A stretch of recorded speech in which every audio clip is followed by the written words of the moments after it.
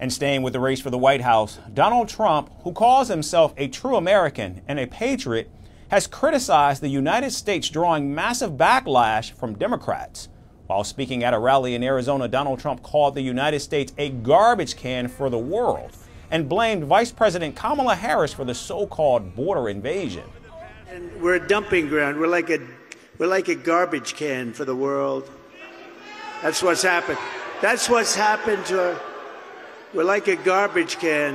Over the past 4 years, Kamala Harris has orchestrated the most egregious betrayal that any leader in American history has ever inflicted upon our people.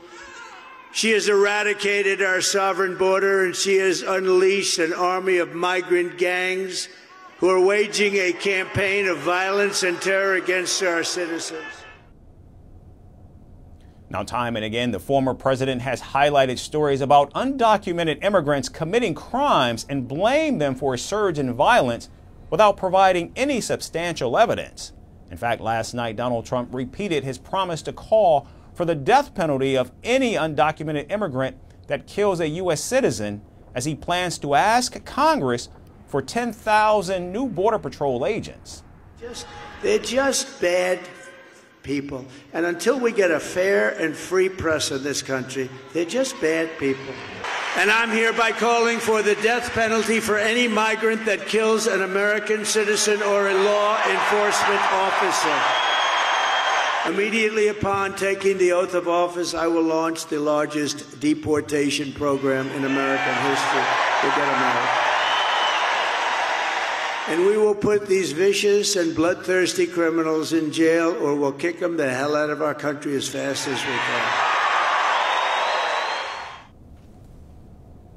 Donald Trump's tough rhetoric has drawn criticism even from allies who are increasingly backing Kamala Harris. In Philadelphia, the vice president hailed the endorsements of former Republican Representative Fred Upton from Michigan and Sean Riley, the Republican mayor of Waukesha, Wisconsin. Well, let me start by saying I'm really very proud to announce that we've had some endorsements this morning as we've been rolling out endorsements, but two leaders in the Republican Party, the mayor of Waukesha, and then, of course, former Representative Fred Upton. And this continues to be, I think, evidence of the fact that people who have been leaders in our country, regardless of their political party, understand what's at stake. Either you have the choice of a Donald Trump who will sit in the Oval Office, stewing, plotting revenge, retribution, writing out his enemies list, or what I will be doing, which is responding to folks like the folks last night with a to-do list. Now, Arizona is among a handful of swing states expected to ultimately determine the race. Early in-person voting began this month in the state, which has drawn visits from both presidential candidates.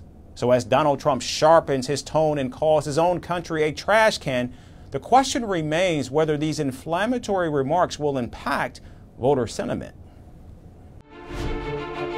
Firstpost decodes the U.S. election,